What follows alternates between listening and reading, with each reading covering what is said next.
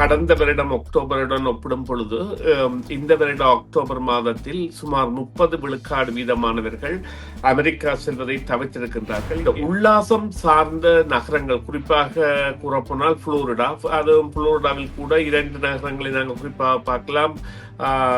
Orlando, மற்றது Miami, அதே போன்று லாஸ் வேகஸ், நியூயார்க், மற்றது அட்லாண்டிக் சிட்டி என்பது கூட டொனால்ட் ட்ரம்ப் அவர்களுடைய 5 கசினோக்களை, பிரமாண்ட கசினோக்களை 5 அவர் கட்டி வைத்திருந்து அதில் அவற்றை மூடி வெறும் கட்டிடங்களாக இருக்கின்றன. முதலில் அவர்கள் குடிவரவாளர்கள் மீது மேற்கொள்கின்ற நடவடிக்கையை ஒரு மனிதாபிமான தன்மையோடு, அதாவது அவர்களை கைது செய்வதை நிறுத்த தேவையில்லை, அவர்கள் கைது செய்யப்படுகின்ற பொழுது பண்போடு கைது செய்தோ அல்லது அவர்களுக்கு அறிவுறுத்தல் கொடுத்தோ, உங்களுக்கு 3 நாட்களுக்குள் இவ்வளவற்றையும் செய்கின்றோம் என்று அவர்களை ஒரு குட்டையில் வைத்திருந்து அவர்களுடைய பணத்தை அவர்கள் வித்ட்ரா பண்ணக்கூடியதாகவும் அவர்களுடைய உடைமைகளை அவர்கள் எடுக்கக்கூடியதாகவும் போன்ற செயற்பாடுகளை செய்தால் கூட ஒரு வரவேற்பு தன்மை என்பது இருக்கும். அதை விடுத்து ஒரு காட்டு மிராண்டித்தனமான ரீதியில் இந்த சட்டவிரோத குடிவரவாளர்களை வெளியேற்றுவதும் மற்றும் அந்த அவர்களுடன் சேர்ந்து உண்மையிலேயே அமெரிக்காவில் பலகாலம் தங்கியிருப்பவர்கள் கூட பாதிக்கப்படுவதான நிலைமைகள் எல்லாம் ஏற்படுவதை தவிர்த்து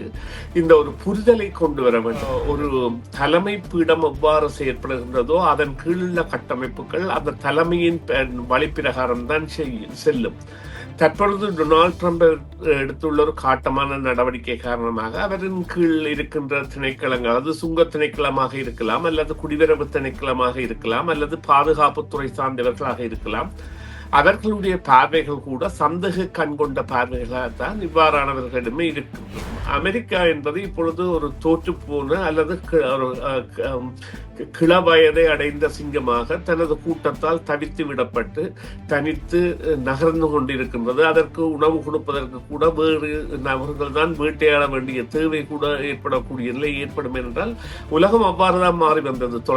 அதாவது 2ஆம் உலகப் போரின் பின்னர் எவ்வாறு பைபோலர் எனப்படுகின்ற 2 தலைமைகள், சோவியத் சாம்ராஜ்யம் என்கின்ற ஒரு சாம்ராஜ்யத்தில் பல நாடுகள் ஒன்றாக இருந்திருந்தன, உக்ரைன் உட்பட இப்பொழுது உள்ள அனைத்து நாடுகளும். அதே போன்று நேட்டோ என்கின்ற சாம்ராஜ்யத்தை அமெரிக்கா வைத்திருந்தாலும் அமெரிக்கா தலைமையிலான நாடுகள் இருந்தன. அதன் பிறகு 1991ஆம் ஆண்டு கொப்பச்சேவ் அவர்களால் ரஷ்யா தேசம், பாரிய தேசம் என்பது பிரித்து விடப்பட்ட பொழுது அமெரிக்கா சர்வதேச போலீஸ்காரனாக வந்தது. இன்று வரை அது போலீஸ்காரனாக இருக்கின்றது. ஆனால் இனி தன்னால் முடியாது என்பதை தெரிந்து இவ்வாறு கபட நாடகங்களை ஆடுகின்றது. ஏனென்றால் அவர்கள் களைத்து விட்டார்கள். 6 டிரில்லியன் கடனை வைத்துக் கொண்டு அல்லது ஒவ்வொரு அமெரிக்கருக்கும் சுமார் 67,000 $70,000 கடனை வைத்துக் கொண்டு அவர்களால் மீண்டும் போய் இன்னொரு நாட்டில் முனைப்பை தேடுவதோ அல்லது இப்பொழுது புதிய தொழில்நுட்பத்தினோடு போட்டி போடுவதோ இயலாது என்ற காரணத்தால் முகமூடியை போட்டுக்கொண்டு தங்களை காப்பாற்ற முயல்கின்றார்கள்.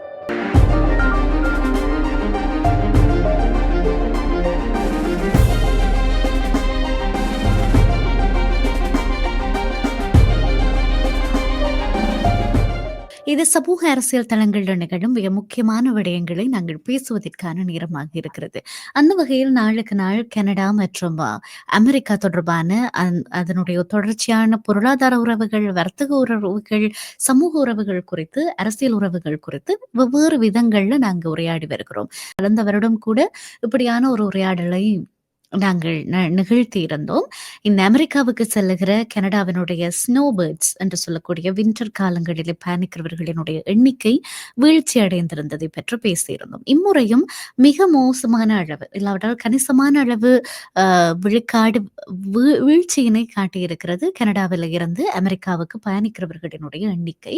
ஆக இது குறித்து தான் பேச போகிறோம். இந்த உரையாடலுக்காக நாங்கள் சுரேஷ் தர்மாவை இணைத்துக் கொள்ளலாம். வணக்கம்.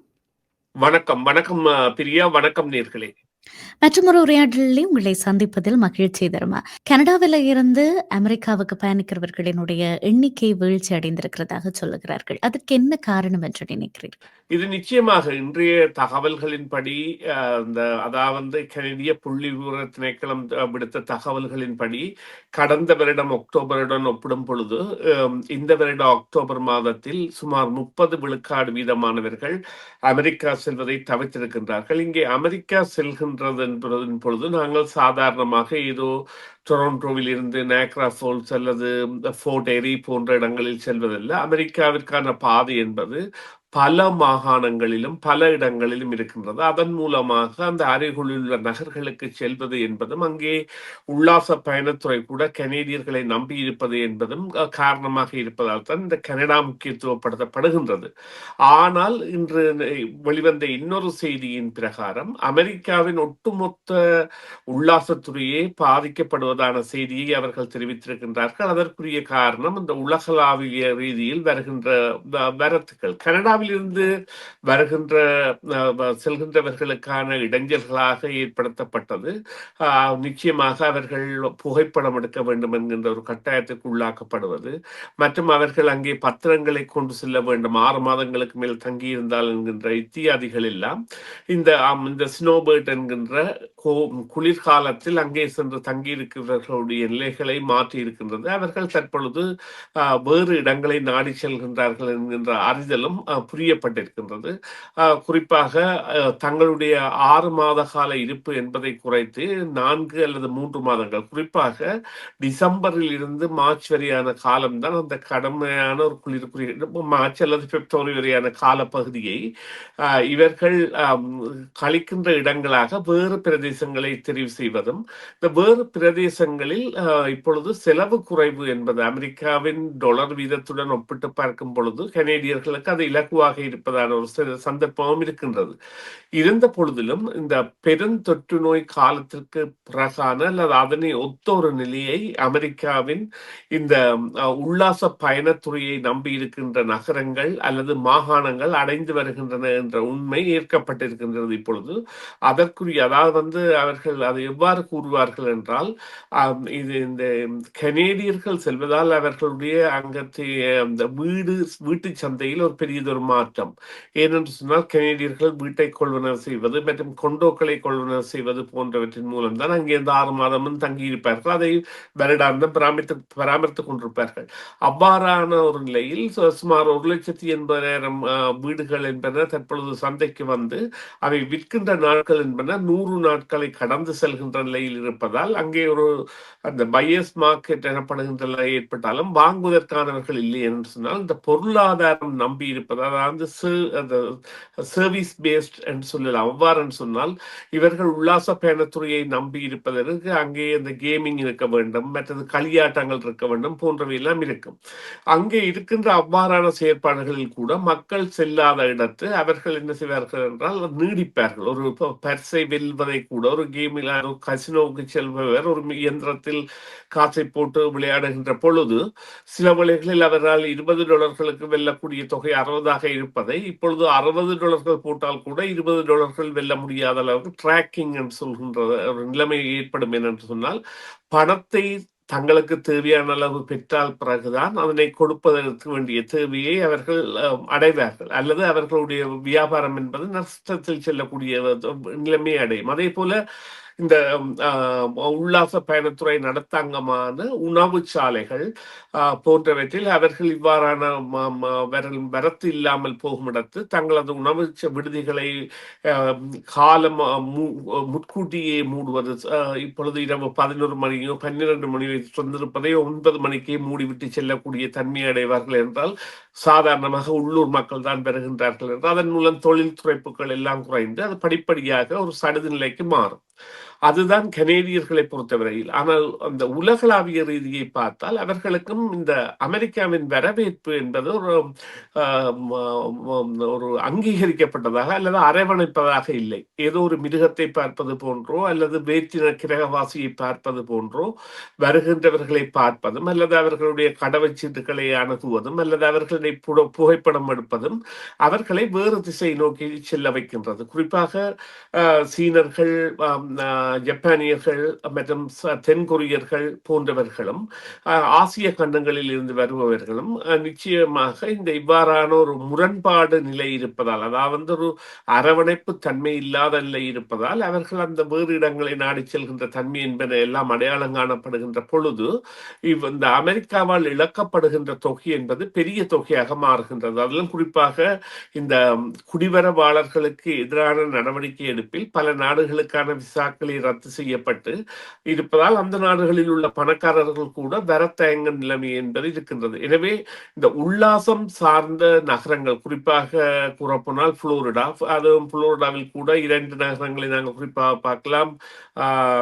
ஒர்லாண்டோ, மற்றது மயாமி, அதே போன்று லாஸ் வேகஸ், நியூயார்க், மற்றது அட்லாண்டிக் சிட்டி என்பது கூட டொனால்ட் ட்ரம்ப் அவர்களுடைய 5 கசினோக்களை, பிரமாண்ட கசினோக்களை 5 அவர் கட்டி வைத்திருந்து அதில் அவற்றை மூடி அது வெறும் கட்டிடங்களாக இருக்கின்றன. இப்பொழுது நீங்கள் அவற்றை பார்த்தீர்கள், அது இப்பொழுதல்ல, அது பல வருடங்களுக்கு முன்னரே அவர் அவ்வாறான ஒரு வியாபாரத்தை எதிர்நோக்கி கசினோக்கள் கட்டியிருந்தாலும் அதனுடைய வரவுகள் அங்கே வரவில்லை, உல்லாச பயணிகள் செல்லாதபடியால். அதே நிலைமை என்பது தற்பொழுது இந்த லாஸ் வேகஸ் எனப்படுகின்ற இடத்திற்கு செல்வதால் அங்கே கூட நெவேடாவில் உள்ள இன்னும் ஒரு நகரம், அதே போல கலிபோர்னியாவில் உள்ள இன்னொரு நகரம் இருக்கின்றது பிரபலமான. அவ்வாறான இடங்களில் எல்லாம் வீழ்ச்சிகள் ஏற்படுகின்ற பொழுது அது ஒட்டுமொத்த பொருளாதாரத்தை பாதிக்கும். ஏனென்றால் இவ்வாறான பயணங்களை மேற்கொள்பவர்கள் ஏனைய நகரங்களுக்கு செல்வதும் ஏனைய மாகாணங்களுக்கு செல்வதும் வளமையான செயற்பாடுகளாக இருக்கும்.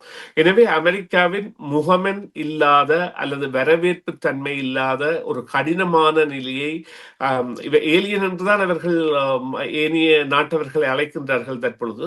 அவ்வாறான நிலையில் அதாவது வேற்று கிரக வாசி போலவோ அல்லது பிரதேசத்தவனாக மற்றவர்களை அணுகுவதால் அந்த ஒரு ஒன்றுபட்டு அவர்களுடன் பயணிக்க முடியாத தன்மையை உல்லாச பயணிகள் அடைந்துள்ளார்கள் என்பதுதான் உண்மை. நிச்சயமாக இது அமெரிக்காவினுடைய பொருளாதாரத்திலே ஒரு ஒரு மிகப்பெரிய சரிவை காண்பிக்க போகிறது என்பதிலே மாற்று கருத்தே இல்லை. ஆக இதை கருத்திலே கொண்டு இப்பொழுது இருக்கிற நெருக்கடி நிலைமையினை, இல்லாவிட்டால் நெருக்குவார நிலைமையினை ஆ ஏதேனும் ஒரு விதத்திலே சமரசம் செய்து கொள்வதற்கு அமெரிக்கா முன்வரும் என்று நினைக்கிறீர்களா? அப்படி செய்யுமாக இருந்தால் என்னென்ன விவகாரங்களிலே நாங்கள் இதை எதிர்பார்க்கலாம்? அவர்கள் செய்வதற்கு அவர்களுடைய மனநிலை மாற வேண்டும். குறிப்பாக ஒரு தலைமை பீடம் எவ்வாறு செயற்படுகின்றதோ அதன் கீழுள்ள கட்டமைப்புகள் அந்த தலைமையின் வழிப்பிரகாரம் தான் செல்லும். தற்பொழுது டொனால்ட் ட்ரம்ப் எடுத்துள்ள ஒரு காட்டமான நடவடிக்கை காரணமாக அவரின் கீழ் இருக்கின்ற திணைக்களங்கள், அது சுங்க திணைக்களமாக இருக்கலாம் அல்லது குடிவரவு திணைக்களமாக இருக்கலாம் அல்லது பாதுகாப்புத்துறை சார்ந்தவர்களாக இருக்கலாம், அவர்களுடைய பார்வைகள் கூட சந்தேக கண் கொண்ட பார்வைகளாகத்தான் இவ்வாறானவர்களிடமே இருக்கும். இதனை இலகுத்தன்மைக்கு கொண்டு வருவதாக இருந்தால் முதலில் அவர்கள் குடிவரவாளர்கள் மீது மேற்கொள்கின்ற நடவடிக்கையை ஒரு மனிதாபிமான தன்மையோடு, அதாவது அவர்களை கைது செய்வதை நிறுத்த தேவையில்லை, அவர்கள் கைது செய்யப்படுகின்ற பொழுது பண்போடு கைது செய்தோ அல்லது அவர்களுக்கு அறிவுறுத்தல் கொடுத்தோ உங்களுக்கு 3 நாட்களுக்குள் இவ்வளவற்றையும் செய்கின்றோம் என்று அவர்களை ஒரு குட்டையில் வைத்திருந்து அவர்களுடைய பணத்தை அவர்கள் வித்ட்ரா பண்ணக்கூடியதாகவும் அவர்களுடைய உடைமைகளை அவர்கள் எடுக்கக்கூடியதாகவும் போன்ற செயற்பாடுகளை செய்தால் கூட ஒரு வரவேற்பு தன்மை என்பது இருக்கும். அதை விடுத்து ஒரு காட்டு மிராண்டித்தனமான ரீதியில் இந்த சட்டவிரோத குடிவரவாளர்களை வெளியேற்றுவதும் மற்றும் அந்த அவர்களுடன் சேர்ந்து உண்மையிலேயே அமெரிக்காவில் பலகாலம் தங்கியிருப்பவர்கள் கூட பாதிக்கப்படுவதான நிலைமைகள் எல்லாம் ஏற்படுவதை தவிர்த்து இந்த ஒரு புரிதலை கொண்டு வர வேண்டும். இந்த சில வேளைகளில் இப்பொழுது இந்த தொழில்துறைகள் என்பன மாற்றம் பெற வேண்டிய தேவையை கூட இருக்கின்றன. இவையெல்லாம் நான் ஏற்கனவே குறிப்பிட்டது போல 3 விடயங்கள் இங்கே தங்கி இருக்கின்றன. முதலாவது இந்த உல்லாச பயணத்துறை என்பது, அதன் மூலம் அவர்கள் அங்கே சென்று அது ஒரு குளிக்கின்ற இடமாக இருக்கலாம் அல்லது சுற்றுலா செல்கின்ற இடமாக இருக்கலாம். அத்தோடு இணைந்த கேமிங் எனப்படுகின்ற இந்த கசினோ போன்ற செயற்பாடுகள், அத்தோடு இந்த வீட்டு சந்தை என்பது, அங்கே வீடுகளை வாங்கி வைத்திருப்பவர்கள் போன்ற இந்த 3ம் ஒரே நேரத்தில் இழப்புகளை சந்திக்கின்ற பொழுது அது ஒரு மாகாணத்தின் இழப்பாக முடியும். இப்பொழுது இவ்வாறு கூறுங்கள், இதன் மூலம் சில வேளைகளில் அவர்கள் மற்ற இருக்கின்றவர்களின் அந்த வீட்டு வரியை கூட்ட வேண்டி வரும். அதே போல காப்புறுதி நிறுவனங்கள் இழப்புகளை சந்திக்க வேண்டி வரும். காப்புறுதிகள் எல்லாம் இல்லாத வீடுகளாக இவை மாறுகின்ற தன்மையை எல்லாம் கொண்டிருக்கும். அதே போன்ற பல தொடர் சங்கிலி மாற்றத்தை கொண்டு வரப்போகின்ற எல்லாமே ஏற்படுத்துகின்றது. ஆனால் இவர்கள் இந்த சுங்க வரி என்கின்ற ஒன்றை கொண்டு வந்து அதன் மூலம் அங்கே உள்ளவர்களுக்கு வேலை கொடுக்க முற்படுவதும் மற்றும் அவர்களை தொழில் முயற்சிகளுக்கு ஈடுபடுத்த முயற்சிப்பதும் எவ்வாறு வெற்றி பெறும் என்பது இன்னமும் கண்டறியப்படவில்லை. சுமார் இப்பொழுது 10 மாதங்களை கடந்து 11வது மாதத்தில் டொனால்ட் ட்ரம்ப் அவர்களுடைய 2ஆம் தவணைக்கான ஆட்சி பயணித்துக் கொண்டிருக்கின்றது.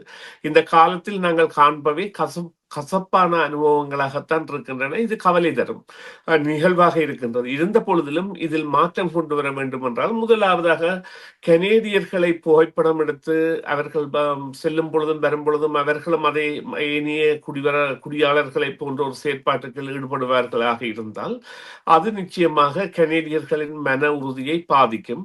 மற்றும் கனேடியர்கள் வேலை பெற்று செல்கின்ற கனேடியர்களை கூட அங்கே இருப்பவர்களுக்கு வேலை கொடுப்பதற்காக இங்கே இருந்து செல்கின்ற கனேடியர்களை தடுப்பது போன்றவை எல்லாம் இந்த இரண்டாம் தர பிரஜைகள் என்கின்ற நிலைக்குள் அவர்களை இட்டுச் சென்றபடியால் இது நிச்சயமாக ஒரு பாதிப்பை கொண்டு வரும். அதே போன்று இப்பொழுது இந்த ஜப்பான் மற்றும் தென்கொரியா மற்றும் சீன உல்லாச பயணிகளின் வருகையை ஊக்குவிப்பதற்கு இவர்கள் இலகு வழியான நடைமுறைகளையும் சில வேளைகளில் அவர்களுடைய மொழிகளிலான அறிவித்தல்களை கூட பல இடங்களில் விளம்பரப்படுத்தி அதன் மூலம் ஒரு கவர்ச்சியையும் கொண்டு வர வேண்டிய தேவை இருக்கின்றது. ஏனென்றால் இப்பொழுது அவர்களிடையே உள்ளக பரிமாற்றம் நடைபெறுகின்றது. அதாவது தென்கொரிய உல்லாச பயணிகள் ஜப்பானிற்கு செல்வதையும் ஜப்பானிய உல்லாச பயணிகள் தென்கொரியாவுக்கு வருவதையும் இந்த ஆண்டு அதிகரித்து காணப்படுகின்றது. அதற்குரிய காரணம் என்னவென்று சொன்னால், அவர்களுடைய பயண நேரம் என்பது ஒழுங்கமைக்கப்பட்ட ரீதியிலும் புகையிரதமோ அல்லது ஒரு போக்குவரத்து பஸ்ஸோ அல்லது ஒரு சந்திப்போ எல்லாம் அவர்கள் அந்த நேரத்தை பேணுவதில் ஒற்றுமித்த கருத்துடையவர்களாக இருப்பதாலும் இந்த இலகுத்தன்மை என்பது அவர்களிடையே புரிதலை ஏற்படுத்தி இருக்கின்றது. அது போன்ற நிலைமைக்கு அமெரிக்கா வர வேண்டிய தேவையை அது அடைந்துள்ள பொழுதும் அமெரிக்கா என்பது இப்பொழுது ஒரு தோற்று போன அல்லது கிளவயதை அடைந்த சிங்கமாக தனது கூட்டத்தால் தவிர்த்து விடப்பட்டு தனித்து நகர்ந்து கொண்டிருக்கின்றது. அதற்கு உணவு கொடுப்பதற்கு கூட வேறு நபர்கள் தான் வேட்டையாட வேண்டிய தேவை கூட ஏற்படக்கூடிய நிலை ஏற்படும் என்றால் உலகம் அவ்வாறுதான் மாறி வந்தது.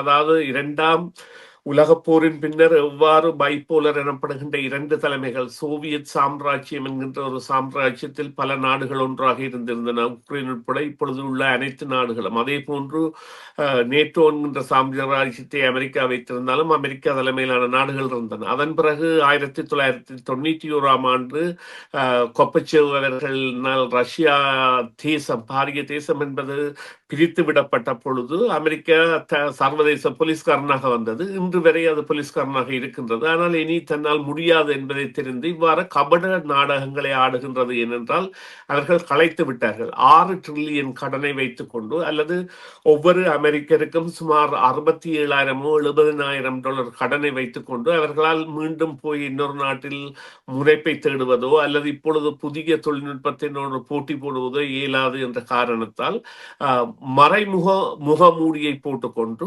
தங்களை காப்பாற்ற முயல்கின்றார்கள். நிச்சயமாக நிறைவாக ஒரு கேள்வி. இந்த இந்த சரிவு என்பது வெறுமனே கனடா, அமெரிக்காவுக்கு இடையிலான உல்லாச பயணிகளுக்கானதா? இல்லாவிட்டால் வேறு நாடுகளில் இருந்து வருகிறவர்களினுடைய எண்ணிக்கை கூட அமெரிக்காவிலே குறைவடைந்திருக்கிறதா? இல்ல, ஏற்கனவே அதை குறிப்பிட்டிருந்தேன். அதாவது இது சர்வதேச ரீதியில் இருந்து அமெரிக்காவிற்கு வருபவர்களுக்கு இடையேயான ஒரு தாக்கமாக நடைபெறுகின்றது. ஆனால் கனேடியர்களுடைய பங்கு முக்கியமாக பார்க்கப்படுகின்றது. ஏனென்றால் கனேடியர்கள் அங்கே வந்து சென்றுகின்ற பொழுது அவர்கள் உல்லாச பயணிகளாக செல்வதில்லை. இந்த சினோபேர்ட்ஸ் எனப்படுகின்றவர்கள் அவர்கள் அரிசோனாவுக்கு போவார்கள், புளோரிடாவிற்கு போவார்கள், சிலர் டெக்சாஸுக்கும் போவார்கள். ஆனால் முக்கியமாக போகின்ற இடங்கள் புளோரிடா மாகாணமும் அரிசோனா மாகாணமும். அங்கே செல்கின்ற பொழுது அவர்கள் ரெசிடென்ட்ஸாக போகின்றார்கள். அதாவது 6 மாசம் இருப்பது என்பது ஒரு உல்லாச பயணி செய்கின்ற வேலை அல்ல. உல்லாச பயணி என்பவர் ஒரு மாதத்தில் தனது பயணத்தை முடித்து விட்டோ அல்லது 2 வாரங்கள் தான் அந்த அதிமுக்கியமானவர்கள் அல்ல அதிகமான தொகையினர் மேற்கொள்கின்ற பயணங்கள் இருக்கும். அவ்வாறு இல்லாமல் இவர்கள் அதாவது ரெசிடென்ஸாக அல்லது அந்த நாட்டு பிரஜைகளை போன்றே வாழ்ந்து வந்தவர்கள் போகாமல் செல்வது பெரிய பாதிப்பை ஏற்படுத்துகின்றது என்றால் அது நிரந்தர தொழில் வாய்ப்புடன் சம்பந்தப்பட்டது. அதனைத்தான் கனடாவை முதன்மைப்படுத்துகின்றார்கள். ஆனால் இது இனிய அனைத்து நாடுகளுக்கும், அது இலங்கை, இந்தியா உட்பட்ட அனைத்து நாடுகளுக்குமே சாரும். அனைத்து நாடுகளுமே அமெரிக்காவை வெறுப்புடன் பார்க்கின்றன என்பதில் எந்தவித சந்தேகமும் இல்லை. நிச்சயமாக அமெரிக்கா விதித்திருக்கக்கூடிய பயண கெடுபிடிகள், முறையற்ற முறையில் இங்கு வருபவர்களை நடாத்துவது, கடுமையான செக்யூரிட்டி செக்கப் இவைகள் எல்லாமுமே சேர்த்து. மற்றது ஒவ்வொரு நாட்டினுடைய இறையாண்மை பாதிக்கப்படும் அளவுக்கு பேசுவது, நியாயமற்ற முறைகளிலே வரிகளை விதிப்பது இவைகள் எல்லாமுமே இவற்றுக்கு காரணமாக அமைந்திருக்கிறது என்று தான் நினைக்கிறேன். ஆமாம். ஆம். மிக்க நன்றி சுரேஷ் தர்மா. இந்த உரையாடலில் இணைந்தமைக்காக மற்றொரு உரையாடலில் சந்திக்கலாம். நன்றி. நன்றி பிரியா. நன்றி நேயர்களே. மீண்டும் ஒரு பொழுதில் சந்திப்போம்.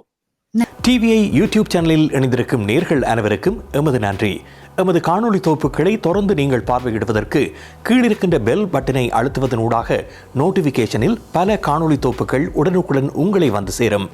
அருகில் இருக்கின்ற முக்கிய காணொளி தொகுப்புகளையும் பார்வையிட தவறாதீர்கள்.